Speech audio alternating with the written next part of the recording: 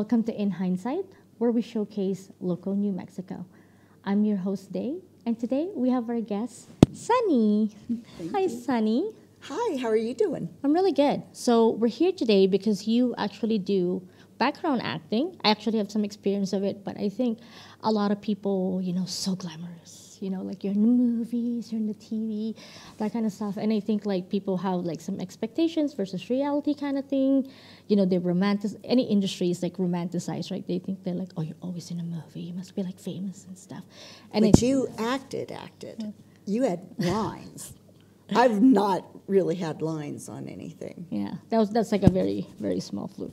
Yeah. But like how did you actually like get started, and how, like, I want to know like your journey going onto this. Well, getting ready for this, I was kind of seeing, the loops that my life has taken. And I've done a lot of things. So I'm a writer, I'm a photographer, I do background acting, and I'm a professional tour guide. And each thing I did, I didn't just do it for a little bit. I've done it throughout my whole life. And they've intersected and taken me to different things. But how I got into background acting was really different. I grew up, I live here now, but I'm a native of Colorado. I was born in Denver, grew up in Fort Collins, went to college in Boulder, and then moved back to Denver. Okay. Yay! Yeah. So, but when I was growing up, in the late 70s, I was 13, and I was a very adventurous kid. And I would ride my bike, like, really far away. Nobody'd know where I was. And I'd ridden my bike to the campus for Colorado State University, because that's where it is in Fort Collins. Okay. And I would ride my bike all over the place. But I was walking through the campus, and this couple came up to me, and they told me that a movie was going to be made in Fort Collins, which was like, what? They don't do that there. Yeah, it's a big deal, yeah. And they said, we're going to be hiring, they called them extras back then, and, I had long hair, and they thought they could do a lot with my hair, and they wanted like 20 people to be kind of repetitive with it and make their look change, Now, I'm 13, I looked like I was in grade school because I've always been short and, younger looking, and I'm supposed to be playing a college student. So I was kind of confused, but we worked through all this. I do get this job. And it was for a basketball movie that eventually got called One-on-One. And it starred Robbie Benson, who I know you might be too young to know who he is, but he was the heartthrob of that time period. He did a movie called Ode to Billy Joel. He wrote this movie. Oh, okay. One-on-One. And he graduated, let me tell you, we became friendly. He graduated from high school at 14. He was about 6 to 7 years older than me when we were making the movie. He wrote the script to this with his dad, okay? And I don't know how they wound up in Fort Collins, but they did because we had kind of an unusual basketball stadium called Moby. And so anyway, him and I got to be pretty good friends because I was always on set because I was like a regular extra. They'd put me really far away, like up on a hill, and I'd be sitting on a blanket, and sometimes I was playing badminton, and they'd use it for a lot of different things or walking with students. But we'd always be kind of standing nearby, and this sort of happens with me quite a bit. I kind of became like the mascot of the situation. I think it's because of my size or something. Yeah. But anyway, him and I would talk a lot. And my friends were delirious because I'm telling you, he was like the Harry Styles, okay, at that time. Like big, big, big. He had this really pretty black hair, and he had really nice skin and the most beautiful blue eyes that I've seen, period. And anyway, I was like the hit at my junior high because I was in this, You're like the popular girl because you're like in a Oh, God. movie. Or, You were the crop of the crop, right? yeah, it really did put me on the map.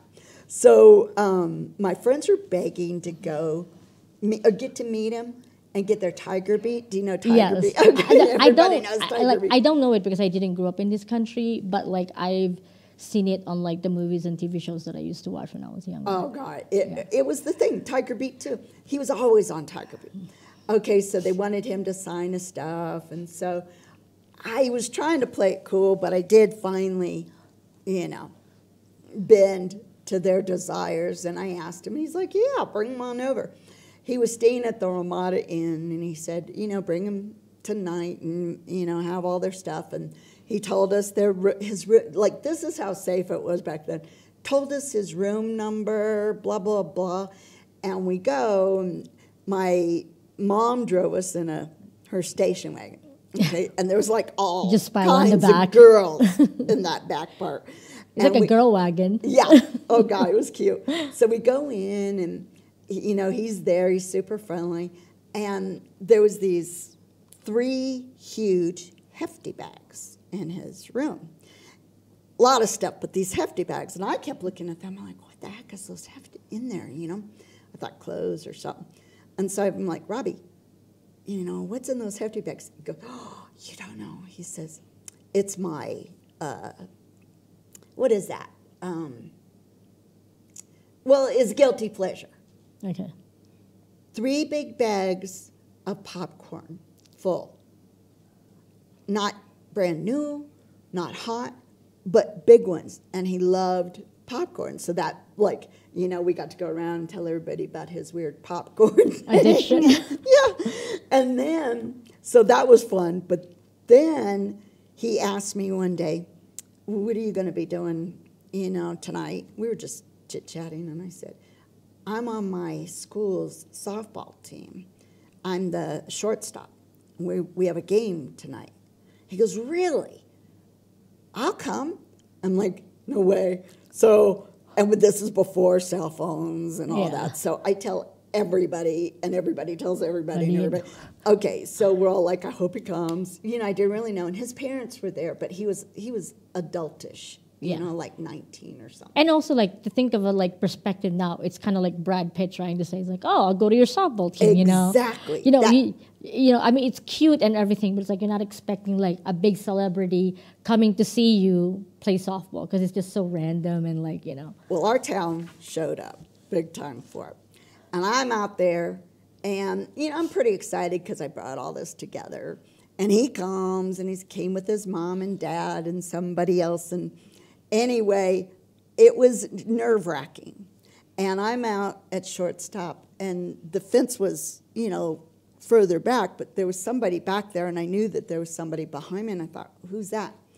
And in a lull in the softball game, this person stands up, and he says, and he's got a trombone, and he stands up, and he says, this is for Sonny Smith. And starts playing this trombone, and I'm dying. I'm looking over at Robbie, and he thinks it's cool. But I'm like, you're killing me in front of Robbie Benson. Yeah. But now, I have to think that guy, he was a cousin of one of my best friends. He had a crush on me. That's why I came. I do think that guy is probably the most romantic human being. I hope he still is, because it was cool then. But in the moment, that did me in. Well, being like a teenage girl, right? And you have like one of the hottest, most pursued person watching you, you just think like, oh my God, this is so embarrassing. It's such a, it's such like a kiddish thing to do. Oh God. Right? No, but, really. Yeah. I died a death of 1,000 deaths. But, okay, so the movie came out a year later, and for whatever reason, not for whatever reason, I have these cousins here, but I have a bunch of cousins here in Santa Fe, Albuquerque, and Espanola. And we had some family event that we were all at. And my dad took all of us, our whole family, to the movie. And it was a little tiny movie theater in Santa Fe to see my movie. And, we're all out there. it was a tiny theater. It was almost all my family, some other people. And, I told them what to look for because I was in a lot of different outfits and situations. And it's also like that's when like it's so different, even just for like movie industry, because when I did the background thing, it's really rare now that like they put you in more than one thing. Oh, absolutely. Yeah. In fact, it says, have you been in this show before? Have you been, Yeah. And they really want you to look different. Yeah. If you ever do more than one. Once, yeah. But it's pretty rare. But so we were all watching, but my cousin spotted me and started screaming. And I looked up. I didn't see me. And I actually didn't see me in the movie for like a decade. And they show me as a cheerleader because it was, about this big basketball tournament. And speaking of doing it over, we changed different cheerleading outfits. It was mainly just 5 of us just changing out our outfits, same with the basketball players. So it was fun. It was definitely interesting. It got me started on this. My next movie after that, and this was so it was supposed to be, I just saw this yesterday, it was supposed to be called Catch a Falling Star, but it's turned into One-on-One. It had Robbie and Annette O'Toole, and Melanie Griffith was in it, but she wasn't ever in Colorado. She played a girl in Los Angeles. She was only 1 year older than me. I looked like a grade school kid. She looked like this sex bomb. She was already living with Don Johnson at the time, but I didn't get to meet her, But it was fun. And then my next movie was in Denver, and it was a Lifetime movie, and it was about this lady who was, at the time I remember that they called it exorectic, and it was supposed to be that she almost exercised herself to death. And she was an Olympian, and it was filmed in my neighborhood. And the main character was Crystal Bernard. Okay. If you know her from Wings. Yeah. Okay. And then after that, there was a very famous haunted house in Denver. And they made a movie called The Changeling, and I did background there. And one of the things that was different about it is, I did know a lot of the people on the production. Yeah. And that's how I got the role. But they had a wrap party that was so cool. It was called Glamorous Hollywood. And they got hair and makeup and did us up maybe 1940s type movie stars. I've never looked like that before. I love it. So we've got a picture we'll show of it eventually. I love time periods. Like when I was doing background acting in New York, it's also the same. I wasn't expecting it to be. It was like a fluke. Like they were just looking for people, and like in New York, if you don't have any experience, places won't hire you, as if like you didn't exist anywhere else. Exactly. So I was just like, okay, like I'll do this for fun, right? Because what's the harm that it's gonna do? But it became like a full-time job because like I took it as a job, but for people that are like pursuing acting as a profession, it makes sense. You choose what is advantageous to you. Yeah. So a lot of the background actors will just like not show up on set, or they'll be late because like maybe they go to an audition instead and that kind of thing. And they just keep calling me because they knew I will show up on the call time. Sometimes, and sometimes the call time is at 3 a.m, sometimes at 7 at night. Sometimes you're there all day and they don't even show you on the screen, right? They have to redo the scene the other day or the next day. So it's just like, everybody's like, oh, like, this is your job. And I'm like, no, I'm not an actress. This is literally like a job because I'm like you. I'm so short and small. I can pass from like a middle school student from behind or on the side with like a backpack because I'm 4'11", or I could be like a grown adult. But like the time period pieces are fun. Like I did Pan Am a couple of times, So like to look like in the 1950s with like the hair and the dresses and the that'd shoes. be fun. That was fun because I keep telling the production, I'm like, can I just like buy these dresses? And they're like, no, that's literally like from the 1950s. We can't even give it to you, you know. You also kind of have to be small because those costumes are small. Because that time period, they were a lot smaller than us. And most of the actors that I've worked with or seen or been around, which is a lot, they're small. I've seen a few big ones, but not very often. When they say like the camera adds 10 pounds, it's like, it definitely does. Oh, actually, so we have this picture of you with Scott Bakula. I mean, everybody knows him, you know. The Leap, I mean, come on. I love him. This is it's going to sound like I just fell into every job I got.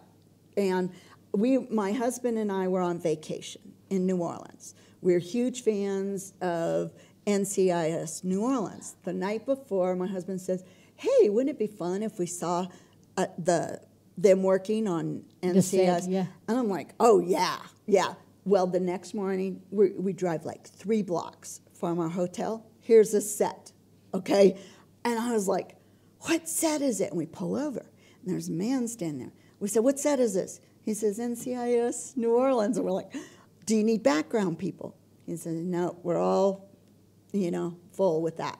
We said, oh, we love this show. He says, well, then go park your car over there, and you guys could come and stand here and watch us filming for a while. It's real, I didn't tell him I've done it, So we're like, okay, but we only brought one camera because we're on vacation. And our equipment was heavy because it's professional grade.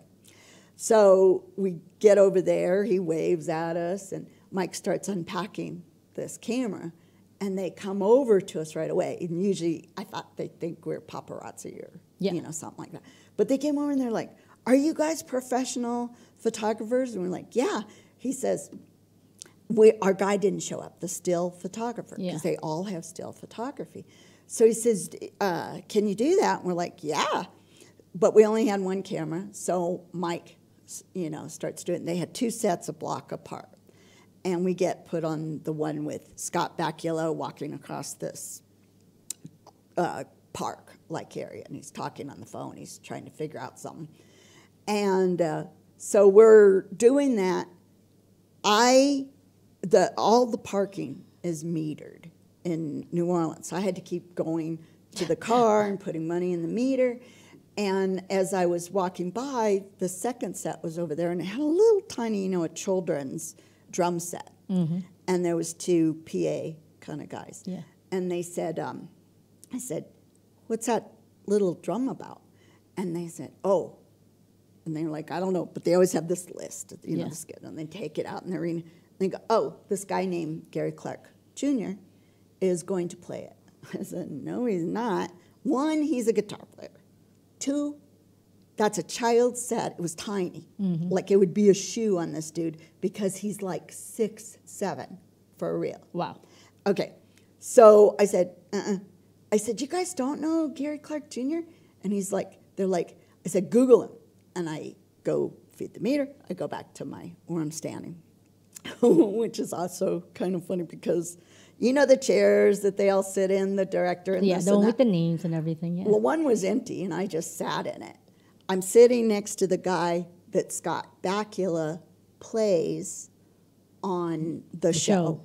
He's the real guy, and he's there to make sure that they do it right. They hold the gun right. They do this stuff. Really nice guy. So he's right here. Over here is the writer of that show. And then me. Like, I'm not supposed to be there, but nobody. You just sneakily incognito. Oh, no, this is me. This is so me. So I sit down, and I'm like a part of it. Well, one of the guys that had looked up the stuff, he came up while we were shooting, and he says, we Googled that guy. And I told him, I forgot to tell you.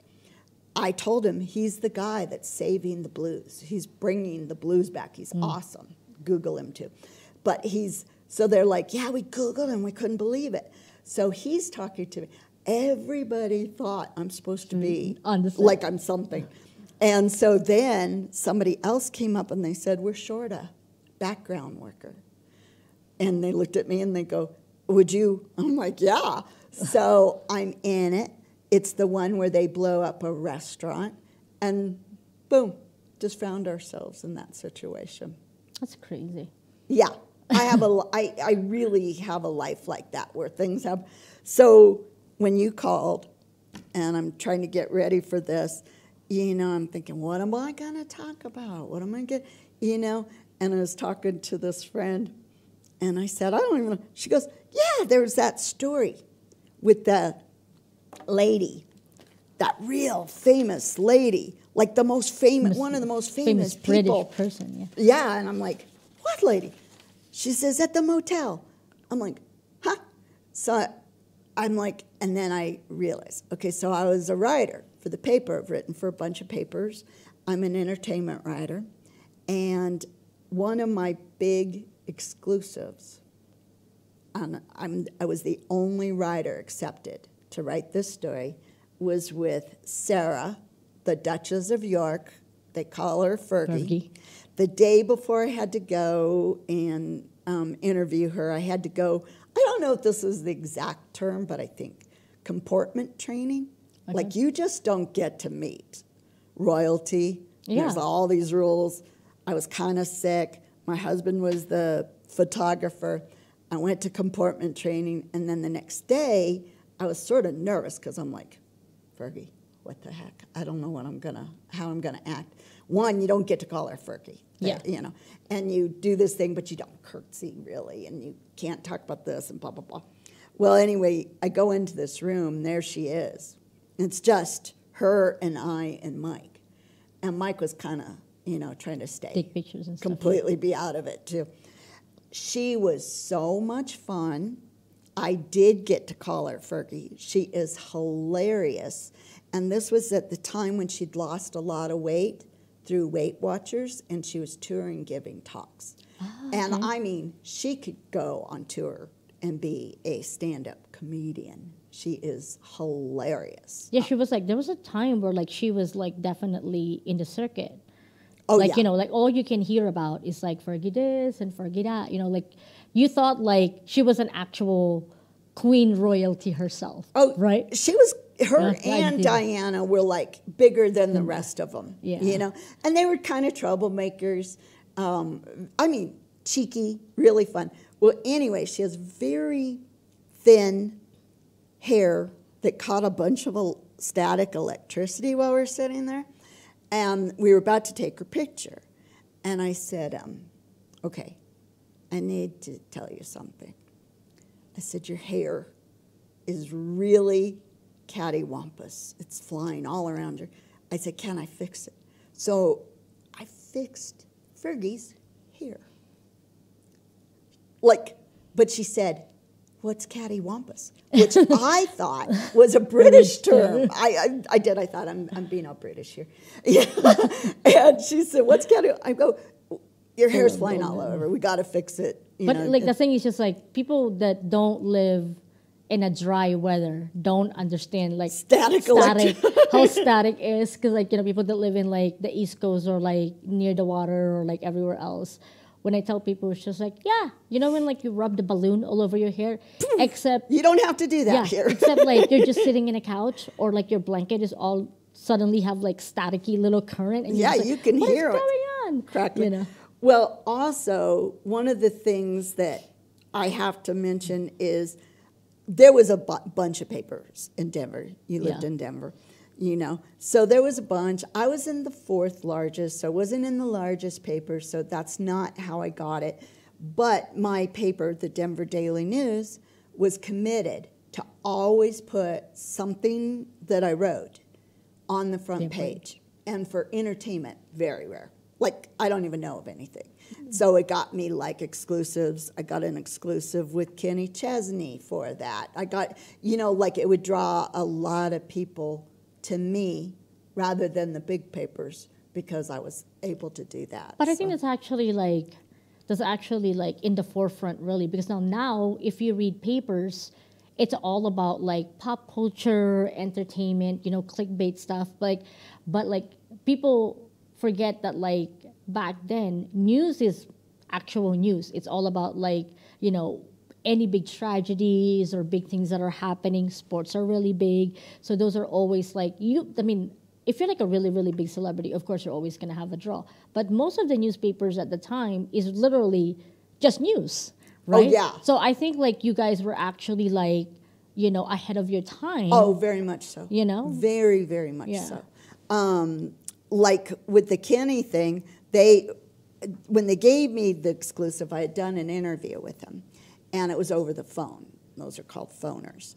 And him and I were talking. We were supposed to talk 15 minutes. I know his manager pretty well. She manages a bunch of other country western acts. And I'd have to write about everything because I had a daily column. So I wrote 7 columns a week and 3 little small ones that were kind of, it was called, like one was Sonny's Picks. So it was about what's the funnest things to do for that weekend. And so it'd be in that. I wrote a lot. I did a lot. And, but anyway, when we had our phoner, it was supposed to be 15 minutes. And when we got off, I saw that it was 2 hours. I thought I was really in trouble.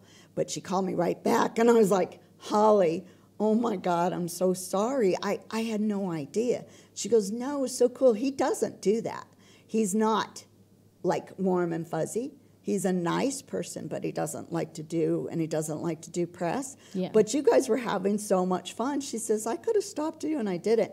Well, that relationship in that moment, they gave me this exclusive for a video that he made.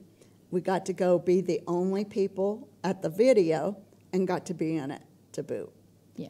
Now, everybody else was just like, country western people. Yeah. But they said, no, it's like you're the press. You are there. Because he flew in a plane. He gets off the plane, and he was going through a red carpet situation, and he had to sign people's shirts and everything. I did not see me in it, but you can see Mike very clearly. And he was kind of like that. But, it was always these kind of crossover situations. But I think, like, I see how, like, these little connections you get. And I think, like, you do bring a lot to the table because you are very, very personable, just like knowing you personally, I think. And I think, like, also as a woman, it's also rare. I mean, now it's not as rare, but it's still, like, not common. There's definitely more visibility for us, right? But I think, like, we definitely, as a gender, I think, like, we do give, like, a very, comforting kind of, because we can relate to a lot of stuff. And I think also the great thing about you being like not really into country or western, because like I see like interviews and stuff, sometimes they do ask the same questions over and over again, right? Because like that's their niche.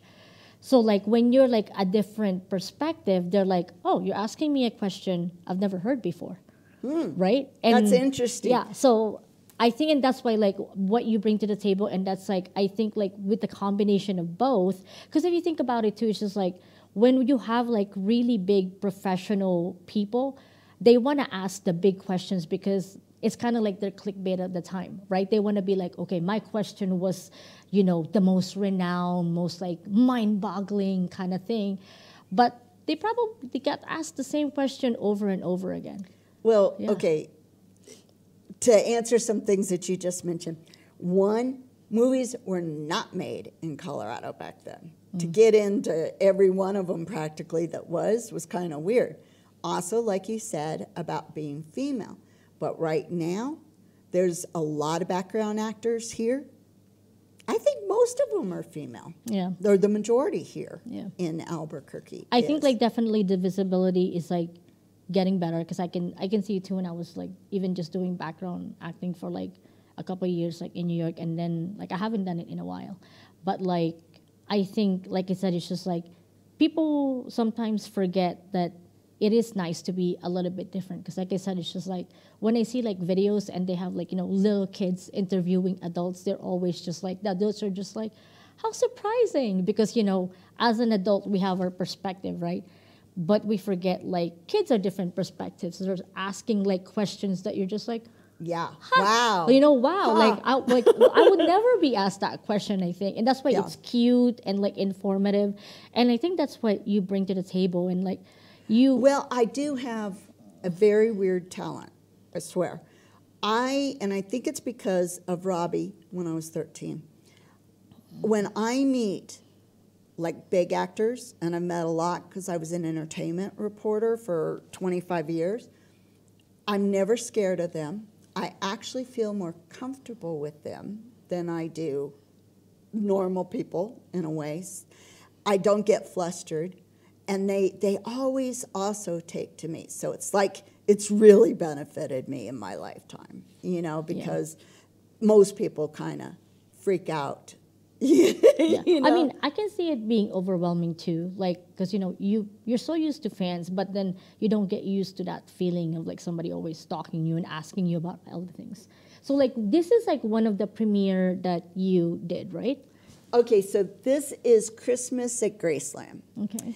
And yes, that was the premiere. We got to walk the red carpet, which is pretty rare. We got to, you know, actually people were even acting like we were stars. The guy that directed it was, did you ever see Nashville? Yes.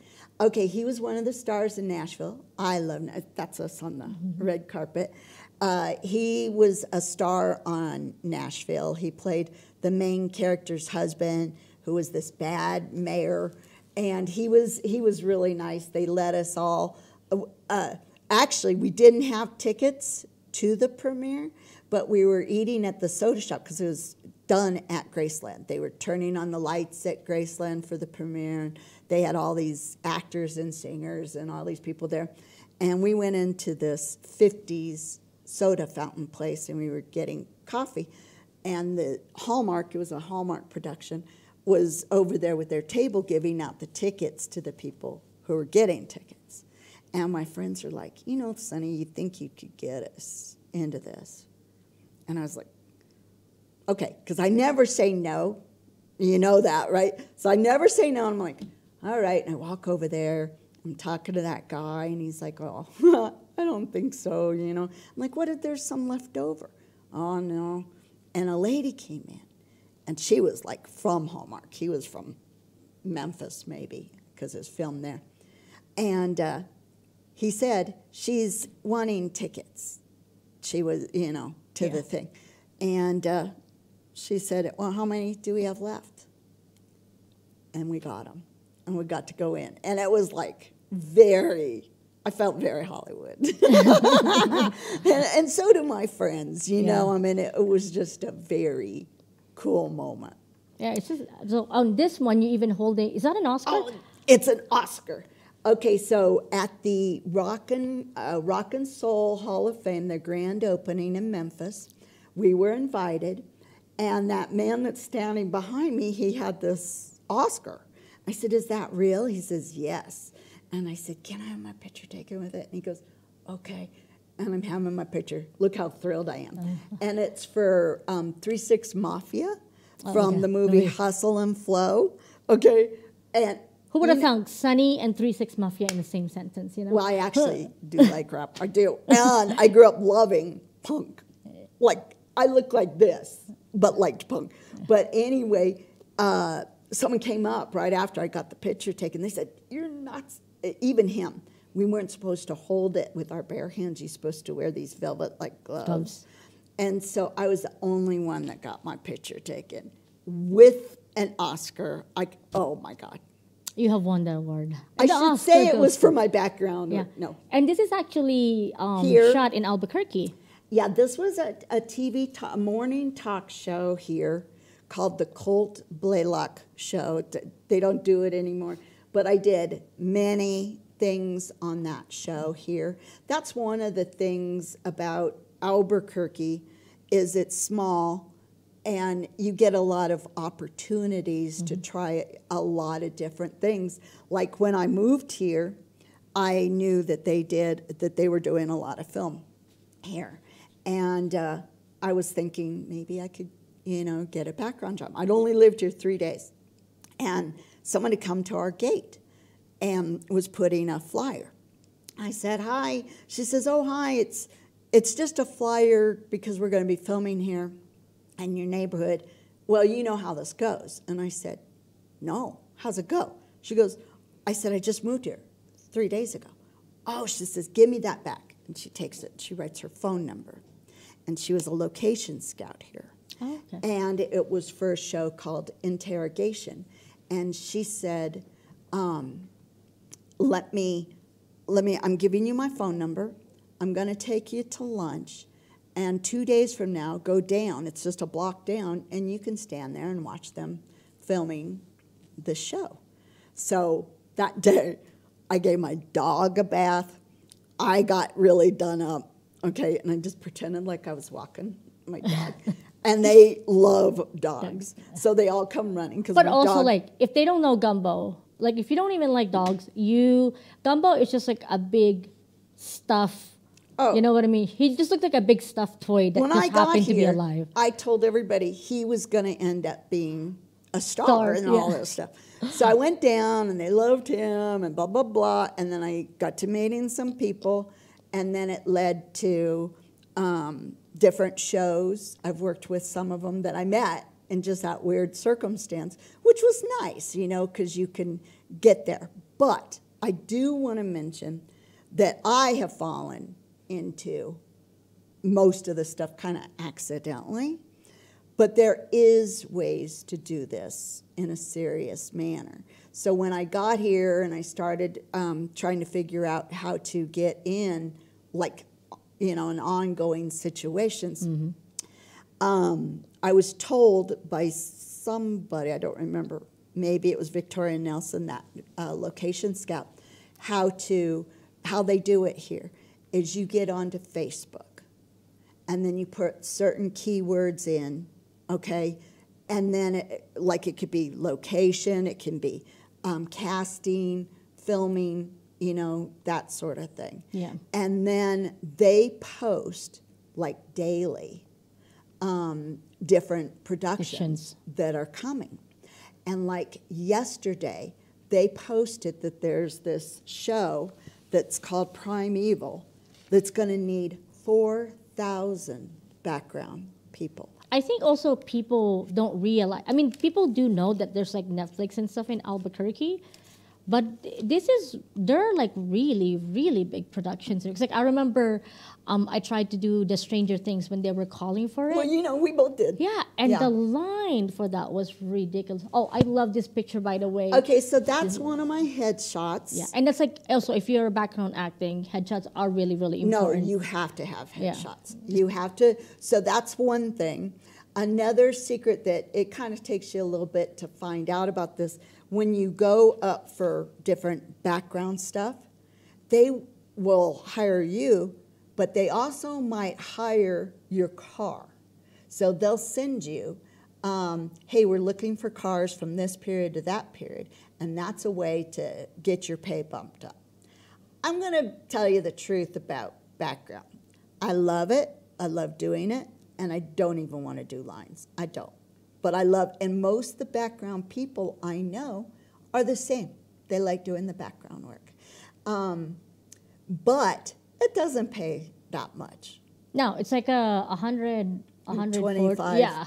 For like and this is for the Background Acting Association. Background Acting Association in New Mexico is a great group to join. They meet once a month.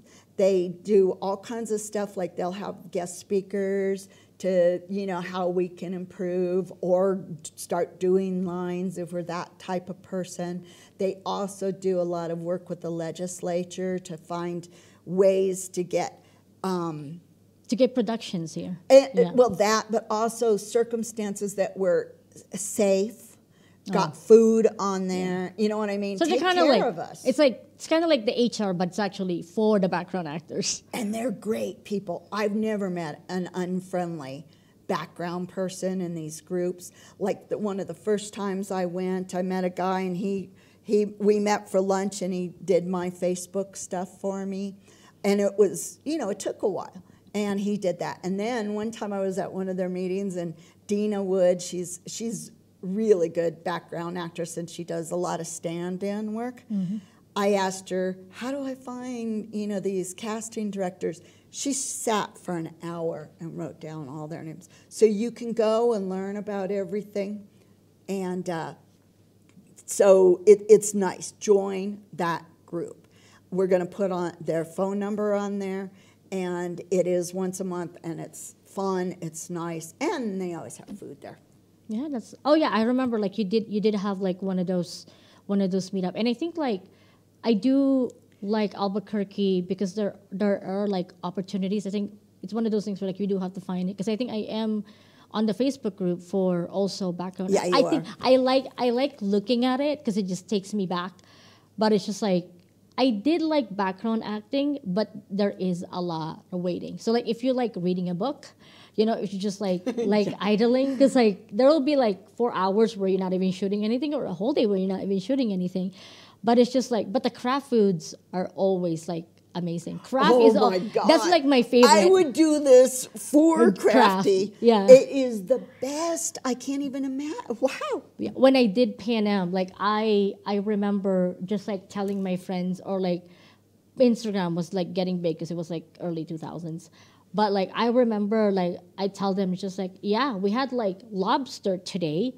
There was like little craft table everywhere, and that was the one with Christina Ricci. And you said it's just like they're all skinny, and that's like always the thing that like shocks me, because they said like, oh, video always adds 10 pounds. No, video adds like 30 pounds because you see them. Like I am a very small person. I'm 4'11", and I'm about 110 at the highest, right? So I do have people tell me that like, oh, you look like, taller and bigger in pictures than you are in person. But when you see like actual celebrities in person when you shoot, I always tell them, it's just like, what do they eat? They eat nothing. Like okay, they look so I skinny. used to go to Warner Brothers every 2 weeks, okay? And the tour guides there would do this spiel every time about when you're out there, because we were on the lot, and you're riding around on golf carts looking at the filming. They said, and you see little teeny tiny people, like they're so tiny you want to pick them up and put them in your pocket. That's Tom Cruise, so pay attention to that one. If you see someone, normal height or tall, they're not in movies. But I did see I met Tom Cruise 3 times there on Warner Brothers, and he was the nicest, funnest person, and he listens just like you are telling the greatest story that's ever been. Like he's the listener. He taught me how to do a hip-hop dance. He had a car, they'd made a car for Minority Report that was to his scale, and he looked at me and he said, hey, get in my car, they made this for me, it'll be the right scale for you. I was going to, but you had to go in through the window, and I had a skirt on, so I couldn't do it. But, I mean, I've had so many wonderful experiences. And even, that was a big one, Also, I became friends with Drew Barrymore. Like, we used to write back and forth. And, but I've also had a lot of fun in the small moments, like I don't have to be seen in these productions. In fact, I have barely seen myself. You're a fly in the wall, because like a lot of the things that like when I was doing background, I don't tell people where I am. I tell them what color I'm wearing. So I'll be like, okay, so like, and then that's when you see like inconsistencies, because like, I will tell them literally like, say how like I'm on that one side of the room, in a literal second I was on the other side somehow. So there's like continuity errors. Yeah. And then like sometimes, because like I was doing background, I was looking for other background friends that I have, and I'm like, oh, where are they in the scene? Because like most people don't look at the background people unless you're the background people.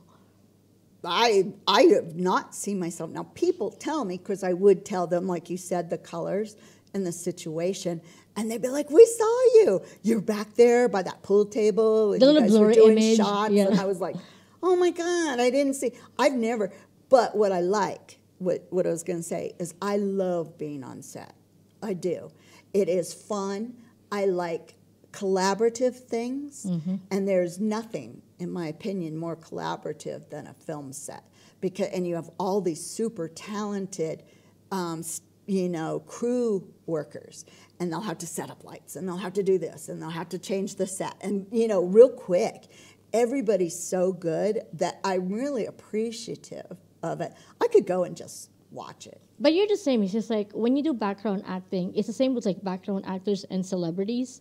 Most of them, about 90% of them, are really nice. Oh, so nice. I mean, there's always gonna be like divas. Like I'm not gonna name names, because like when I was doing background acting, like I will tell my husband and my friends, just like, there's a reason why she's not doing a lot of work right now, because she's really, well, that really did happen, but I'm not going to say who. Yeah. But yes, everybody besides that one, so nice, and that's so caring, and that's why people like look at like randomly like my social media, and they were like, "How are you friends with like an opera singer and a ballet?" Like I'm like, yeah. That's what happens when you do like you meet all these like talented people, and they're just like, how you're so random, and I'm like, well, think about it. Yeah, both you and I have only lived here about 4 years. We met right away. We started a meetup called Albuquerque Dolls, but here you meet everybody, like everybody. I cannot go anywhere where I don't know somebody or they know me. I mean, this is a town with warmth for that. And also, I don't know, but maybe because it's smaller for me, because I'm from Denver, I get into a lot of situations and I'll get thought of as that this is my specialty. Like, I don't personally think my specialty is background acting, but Albuquerque does. I can go places and I don't even know people, and they're like, "Oh, you're that background," and it's like, "Yeah, I guess I am." Yeah. So, yeah, it's a fun thing. There's a lot of need. That thing that I told you about, Primeval, it's being directed by Peter Berg, and it's going to star Taylor Kitsch. Now, this is just one production, but he was the director for Friday Night Lights, which was like one of my favorite. This is going to be a good, and plus they're really expecting this year to be huge with a lot of work, because the acting period was shut down first for a couple of years. Yeah, I mean, it was the first to go down, because you are not ever more than 3 feet away from somebody. So they had to shut right away. So they're going to be making up for a lot. Now, am I going to get my shot at Stranger Things? I don't know.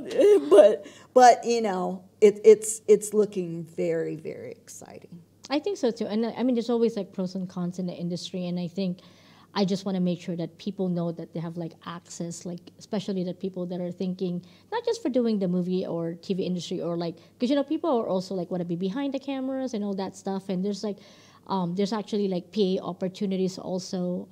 Facebook even is Goodwill teaches PA work, and so they need crew, they need actors, they need everything, and there is like a real push for the film industry here. It's big. I mean, I literally think of it as it's going. We're on. Like, we're Hollywood. Yeah.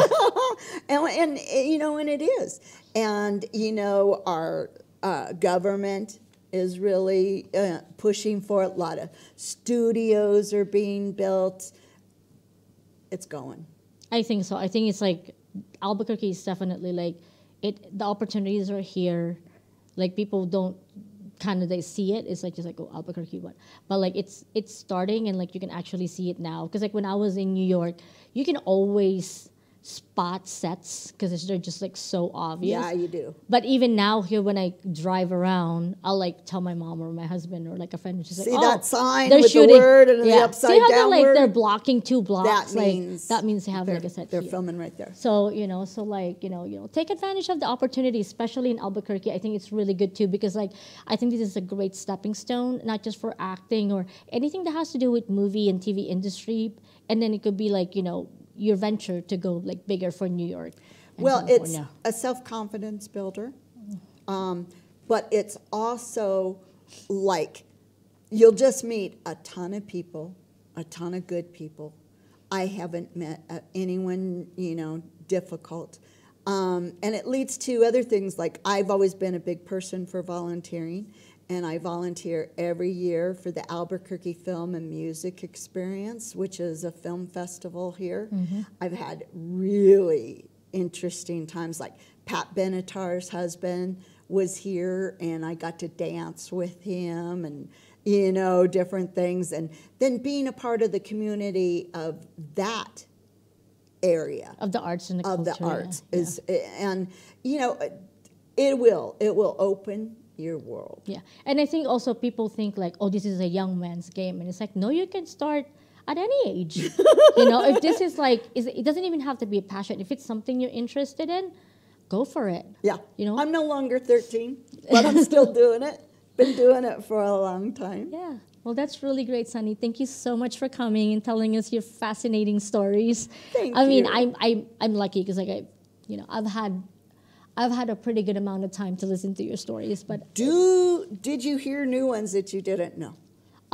yes, I think a couple, Yeah. but but like the thing is just like you're just a Pandora of stories. I You am. can keep and I tell people I am a storyteller for real. I think you so. know? I think you should make a biopic of your life. Everybody tells me, you need to write this. You need to You- write a you- book about your life. And I'm like, why? But now I'm kind of like, yeah, I think You should. Oh, yeah. And also, if you would like to feature your business, or if you have like any interesting stories or focus on any New Mexico stories, please come to the show. We are inviting you. It is amazing to hear everyone's stories and know about their business, about the industry they're in, or you have any insight on the jobs and industry that you're in.